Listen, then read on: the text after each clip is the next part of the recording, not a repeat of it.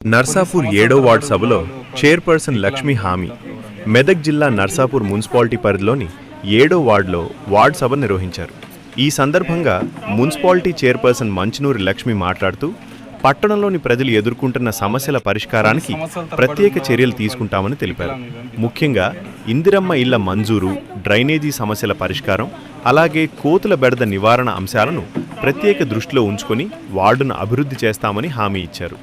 ప్రజల అవసరాలకు అనుగుణంగా మౌలిక వసతుల కల్పనకు కృషి చేస్తామని పేర్కొన్నారు. ఈ వార్డు సభలో ప్రజలు తమ సమస్యలను చైర్పర్సన్ దృష్టికి తీసుకురాగా వాటి పరిష్కారానికి అవసరమైన చర్యలు చేపడతామని ఆమె భరోసా ఇచ్చారు.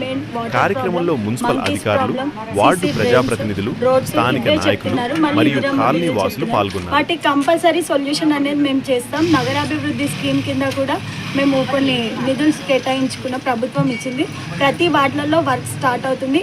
మొత్తం నర్సాపూర్ వాళ్ళ ప్రాబ్లమ్స్ అన్నీ సాల్వ్ చేసి ఈ వార్డు సభ ప్రోగ్రాం పెట్టినందుకు ప్రతి ఒక్కటి మేము సొల్యూషన్ చేస్తామని చెప్తున్నాం.